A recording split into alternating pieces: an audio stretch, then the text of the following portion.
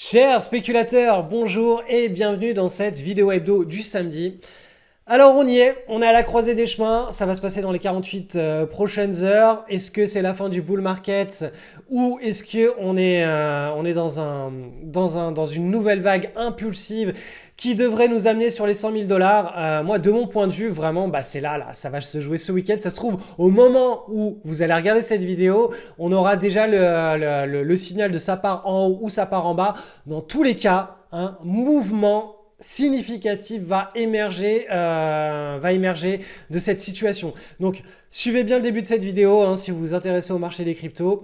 Et si les marchés des cryptos ne vous intéressent pas plus que ça, je vous ai concocté une petite semaine à thème Nostradamus dans mon canal Telegram. Je vais ouvrir mon canal Telegram à la conversation à partir de lundi. Donc ça, je vous en reparle aussi dans cette vidéo. Mais voilà, il y a plein de belles choses qui vous attendent dans cette vidéo et cette semaine en privé. On est parti. Allez, c'est parti pour l'analyse de notre cher Bitcoin. Je pense que là, dans les 24 heures ou dans les 48 heures, c'est bon, on aura notre break. Je vous refais un petit peu le schéma. Donc là, on est sur du weekly. On a un très beau canal haussier qui s'est mis en place depuis le mois d'avril de l'année dernière. On a fait effectivement notre correction où là, on a eu un éclatage massif de stop loss, de compte de marge, etc. Ce qui a plongé assez rapidement le Bitcoin dans ce qui a été titré comme un crack par toute la presse financière. On arrive au bas du canal long terme et c'est là où ça se joue. Soit on rebondit et on est toujours dans le bull, on est tranquille, on est serein, soit on casse par le bas le canal et là ça risque de se compliquer, on risque de partir sur tout simplement un vrai marché baissier qui devrait durer au minimum plusieurs trimestres. Donc là vous voyez qu'ici on est à la croisée des chemins et que c'est ici que ça se joue. Donc on va descendre d'une unité de temps pour voir ce qui s'y passe. Oh, un beau triangle chartiste, un triangle, si on regarde juste ce qui se passe en termes de dynamique de tendance depuis le mois d'avril, on pourrait se dire on est dans une tendance baissière, donc c'est un triangle de continuation baissière et les probabilités que ça casse par le bas sont plus importantes que celle que ça casse par le haut. Sauf que on l'a vu, comme sur le long terme, on est sur le bas du canal, ça peut tout aussi bien casser par le haut. Donc on est voilà à la croisée des chemins. La très bonne nouvelle, c'est que le triangle il est formé. Vous voyez, on a tapé une fois, deux fois, trois fois en haut, donc il est vraiment très très bien structuré ce triangle. Pareil, sur le bas on a tapé une fois, deux fois, trois fois, donc voilà, il est mature. Et ça veut tout simplement dire que là, dans une ou deux séances, on devrait avoir la cassure soit par le haut, soit par le bas, et on devrait être fixé grosso modo sur le sort du Bitcoin à échéance de plusieurs trimestres. Des fois, ça joue vraiment sur une ou deux séances. C'est là, c'est en ce moment, c'est maintenant. On devra avoir une image beaucoup plus claire.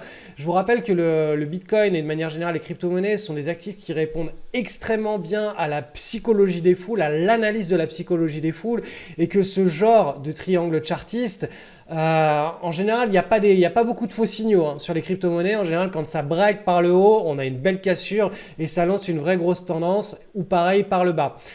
Donc, à mon sens, je vois pas trop de pièges là-dessus.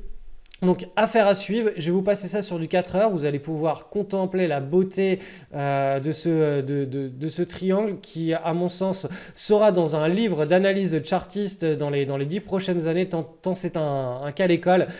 Donc, on le voit là. Il a travaillé cette zone-là, cette zone-là, cette zone-là. Donc 3 fois en haut, 1, 2, 3, 4 fois en bas. Donc là, on arrive vraiment à la croisée des chemins. Donc affaire à suivre, on est le combien là? On est le 5, vous voyez, je pense que d'ici dimanche soir là, on aura eu la cassure. Donc voilà, je ne suis pas Madame Irma, je ne sais pas si ça casse par le haut ou par le bas. Je vous avoue que je le répète, mais d'un point de vue personnel, je préférais que ça casse par le haut parce que ça augurait quand même un Bitcoin qui pourrait s'apprécier au-delà de la zone des 100 000 dollars. Donc ça fera encore un très joli trade en deuxième partie d'année 2021. Mais effectivement, si on casse par le bas, ça va être beaucoup plus compliqué. Si on casse par le bas, ça va vouloir dire qu'on va avoir une vague qui va très probablement se prolonger jusque-là. Et pour qu'on réintègre le canal, qu'on commence à le retravailler, qu'on remonte jusque-là, qu'on fasse une structure, etc., Il va falloir vraiment, vraiment, vraiment lutter contre la gravité, hein. La gravité terrestre ou la gravité des marchés financiers, c'est un petit peu le même genre de phénomène, hein. Quand vous lancez une balle vers le ciel, qu'elle commence à s'arrêter, qu'elle commence à redescendre et à reprendre de la vitesse, c'est compliqué de la renvoyer à nouveau alors qu'elle est en train de prendre de la vitesse vers le sud. Donc là, c'est là où on va voir à quel point soit le sol il est ici, hein, et il y a le rebond, soit le sol il est beaucoup, beaucoup, beaucoup plus bas, auquel cas le beaucoup plus bas, on peut très bien aller chercher assez rapidement la zone des 12 000 $. Donc affaire à suivre, en tout cas c'est assez passionnant, ça se vit en ce moment, je pense que même ce week-end, hein, d'ici lundi on sera fixé. Et si ça casse par le bas, tout ce que je peux vous dire c'est que les holders là ils vont commencer à transpirer fortement. Et peut-être que certains holders vont se dire ah bah la prochaine fois, prochain cycle, je me mettrai à l'analyse de la psychologie des foules. Je commencerai à faire un peu d'analyse technique pour savoir au moins, même si je hodl pendant des années, au moins alléger quelques positions quand on arrive sur des tops de marché, hein, et garder en fond de portefeuille mes bitcoins pour mes convictions et ma religion envers le bitcoin. Mais voilà, ça permet de mieux, à mon sens, hein, juste de mieux gérer les capitaux et d'optimiser, hein, ses plus-values tout simplement et ses gains. Après, bien entendu, ça s'apprend. C'est pas quelque chose qui s'improvise, hein, l'analyse de la psychologie des foules, l'analyse technique, l'analyse des cycles, etc. Mais en tout cas, c'est ce que j'essaie de vous enseigner depuis des années via cette vidéo hebdo du samedi. Et je sais que vous êtes de plus en plus nombreux, hein, chaque semaine à vous y adonner et à réaliser de très belles performances, à améliorer vos performances grâce à ça. Allez, un petit détour par le total market cap des cryptos. Donc là aussi, on a une belle petite figure chartiste tac que je suis en train de vous tracer. La semaine dernière, je vous avais tracé ces gros traits. Eh bien, ils sont toujours valables, hein. On attend simplement la cassure et on aura notre scénario. Hop, on déplace tout. On aura notre scénario le plus probable, hein. Donc le Bitcoin va quand même donner le tempo, hein. La figure chartiste, hein, sur le Bitcoin est beaucoup plus propre que sur le total market cap, mais de toute façon les deux vont évoluer en synchronicité. Donc si ça casse par le haut sur le Bitcoin, ça va casser par le bas sur le total market cap. Donc voilà, on a ces deux supports à suivre au cours des prochaines heures, des prochains jours, pour avoir le scénario le plus probable. Alors cette semaine, j'ai rouvert la formation requête de marché. Donc c'est un système qui est absolument complet, qui permet d'exploiter les mouvements paraboliques à court terme sur les actions et les cryptos les plus spéculatives, hein. Typiquement, si vous appliquez ce genre de stratégie sur des grosses blue chips, ça ne marchera pas. Sur des grosses entreprises du CAC 40, sur des grosses capitalisations, c'est tout simplement, vous n'aurez pas de résultat, vous n'aurez pas de setup. Par contre, si vous commencez à concentrer votre attention sur des altcoins, du Bitcoin, de l'Ethereum, des small caps américaines, des mid caps américaines, actuellement on en reparlera, d'autres places boursières qui vont nous proposer très probablement dans les 2-3 prochains trimestres des explosions absolument monstrueuses d'actions. On en reparlera, je reviendrai dessus, je ferai carrément une semaine dédiée à ça.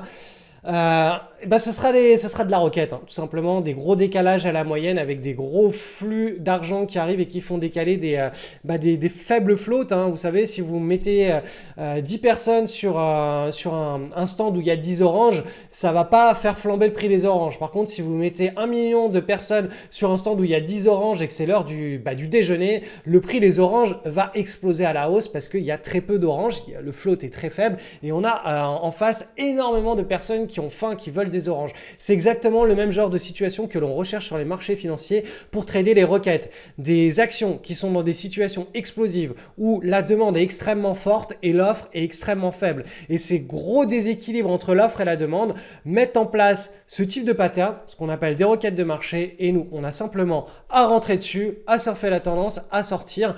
Bien entendu, c'est pas aussi magique que ça, il y a des cycles, il y a des endroits de la planète pendant certaines années où ça se passe, parce que l'argent, hein, va d'un vase à un autre, hein, c'est une histoire de vase communicant. Quand ça part d'une place de marché, ça va vers une autre. Quand ça va sur une classe d'actifs, ça veut dire que ça en a quitté une. Et donc ça nous permet tout simplement de trouver le meilleur endroit, le meilleur moment où il y a le plus d'explosion à la hausse. Donc ce programme, il est ouvert jusqu'à dimanche soir minuit. Le lien est en description de cette vidéo si vous voulez le rejoindre.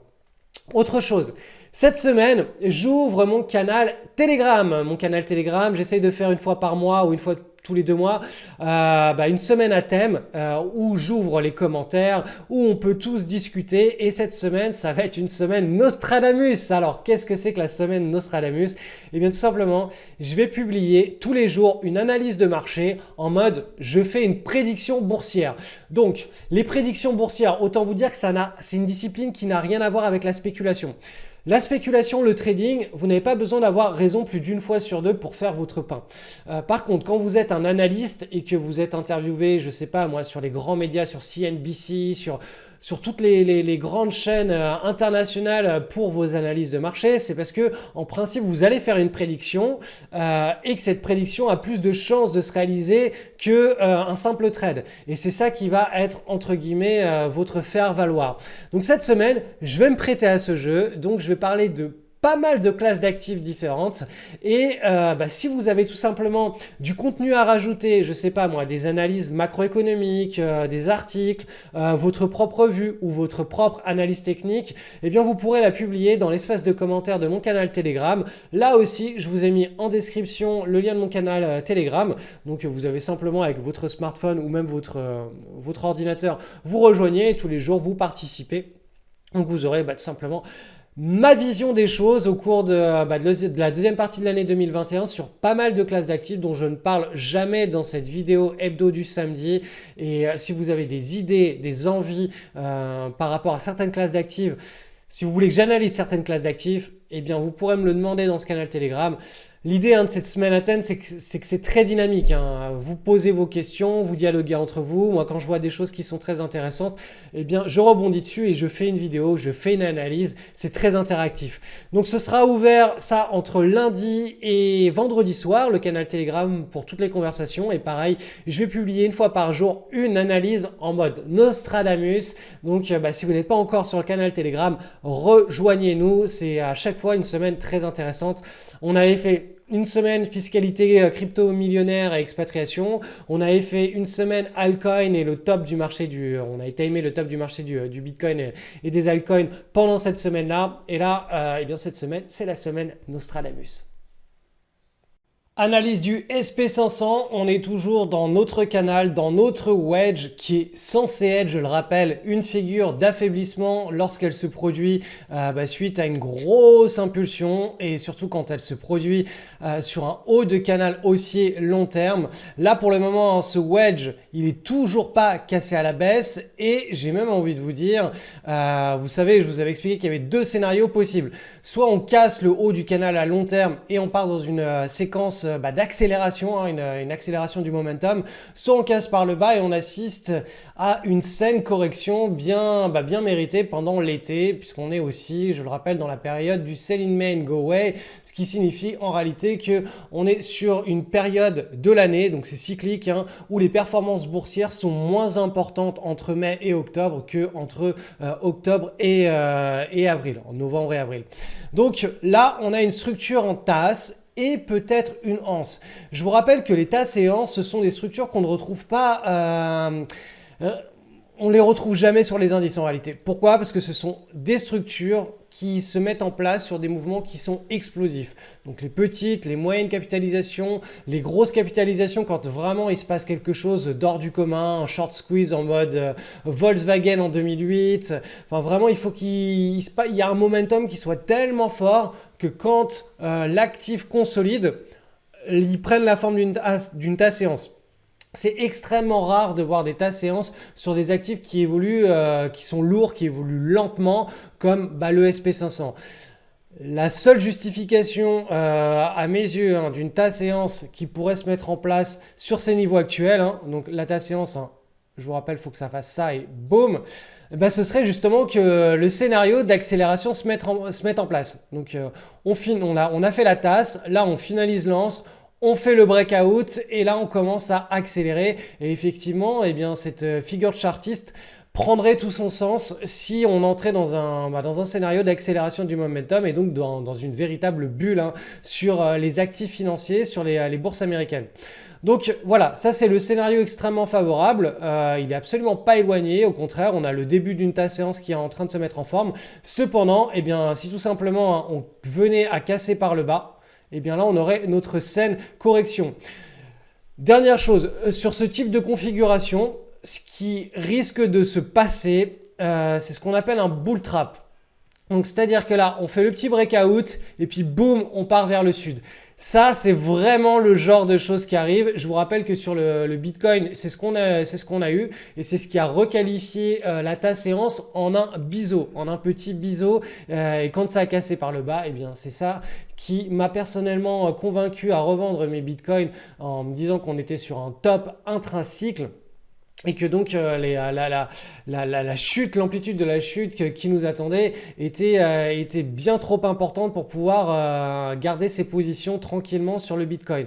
Là, j'exclus pas du tout ce type de scénario, à savoir on a une tasse séance qui se met en place, on a le breakout. Le breakout n'est pas validé par 2, 3, 4 séances, c'est-à-dire que juste après, on reprend le pivot de la tasse séance et même on casse par le bas cet énorme wedge, auquel cas là, ce serait vraiment un signal extrêmement puissant de correction. Et ce ne serait pas une petite correction comme ça, ce serait vraiment une vraie grosse correction voilà, qui pourrait nous amener sur des niveaux de support, hein, comme on l'avait vu, qui sont assez bas. Avec, voilà, si on part sur ce scénario-là, c'est minimum moins 18%. Moins 25% et moins 30%. Donc on est vraiment sur des niveaux de correction qui peuvent choquer tout le monde puisque ça fait plus d'un an qu'on n'a pas eu de vraie grosse correction sur les bourses américaines. Donc affaire à suivre.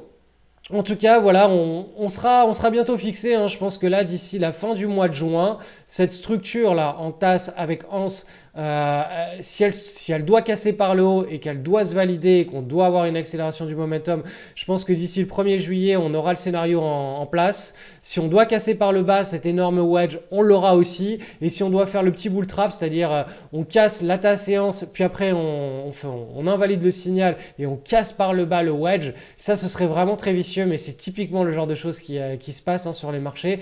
Eh bien ça requalifierait la tasse séance en un wedge au sein d'un énorme wedge. Donc on aurait un wedge, c'est une fractale, hein, un wedge à court terme, c'est-à-dire un wedge sur le mois de avril, mai, juin, un wedge sur le mois de novembre jusqu'à fin juin, et on aurait une double cassure à la baisse. Donc là vraiment, ça va être assez passionnant de voir ce qui va se passer, de comment les opérateurs vont se faire manger ou pas. En tout cas, on est sur des zones où voilà, il faut être vraiment vigilant parce que il peut se passer, voilà, si on casse par le bas, en fait c'est ça le plus gros risque, c'est juste qu'on casse par le bas ce wedge et là on entrerait dans une phase corrective. Donc je rappelle, hein, quand on casse par le bas, on n'a pas une correction de marché en ligne droite. Hein. Ça c'est dans nos rêves que ça se passe. Hein. En général, on a plutôt un premier mouvement correctif, on commence à rebondir, on stabilise, ce que les puristes appellent un dead cat bounce, et puis après on se remet à descendre et accélérer la descente jusqu'au sell-off. Donc voilà, bien entendu, si on casse par le bas, il y aura encore de la marge pour agir. Sur le Nasdaq, hein, les signaux devraient confirmer ou infirmer ce qui va se passer sur le SP500, d'où l'importance hein, de mener des analyses non pas sur un seul indice, mais sur plusieurs indices. Donc vous pouvez faire SP500, Nasdaq, Dow Jones, Average. Vous pouvez coupler ça avec l'Europe. Hein. Si en Europe on a une tendance claire, c'est bien plus facile de timer les retournements de tendance ou en tout cas les affaiblissements de tendance si on recoupe sur plusieurs indices internationaux. Donc là, sur le Nasdaq, on a une figure avec beaucoup plus de volatilité. Donc là, on est en train d'effectuer simplement le rebond du bas de la figure vers très probablement le haut. On devra ensuite avoir la stabilisation et ensuite sortie par le haut pour une très forte accélération et aller chercher le haut du canal à long terme ou tout simplement le scénario correctif, hein, on casse par le bas ce triangle qui est aussi un wedge, hein, on peut appeler ça un biseau ascendant, et on irait chercher une correction qui pourrait aller relativement basse. Donc voilà, la cassure de cette figure chartiste devra être superposée avec la cassure de la figure chartiste du SP500 pour qu'on ait un vrai signal clair de si on doit vraiment corriger ou pas, ou si on doit vraiment accélérer ou pas sur les bourses américaines et donc du coup implicitement sur le reste des bourses occidentales et européennes. Donc avant de nous quitter, je vous le rappelle, le programme Requête de marché est ouvert jusqu'à dimanche soir minuit, demain soir minuit. Si vous voulez me rejoindre et être formé sur une façon de spéculer sur des actifs qui sont extrêmement explosifs, ça se passe ici. Et deuxième chose, semaine à thème, semaine Nostradamus sur mon canal Telegram. Donc rejoignez-nous, j'ouvre l'espace de commentaires, je publie une analyse en vidéo qui sera privée, qui sera uniquement réservée à ceux qui ont accès au groupe Telegram. Et on va interagir toute la semaine là-dessus pour voir un petit peu où va aller s'investir l'argent au cours des prochains trimestres, au cours de la deuxième partie de l'année 2021. Et voilà, si encore une fois, si vous avez du contenu à publier en rapport avec les analyses, si vous voulez réagir, etc., ça va vraiment se passer sur mon canal Telegram. Donc, c'est le moment de nous rejoindre si vous en faites pas déjà partie, tout simplement.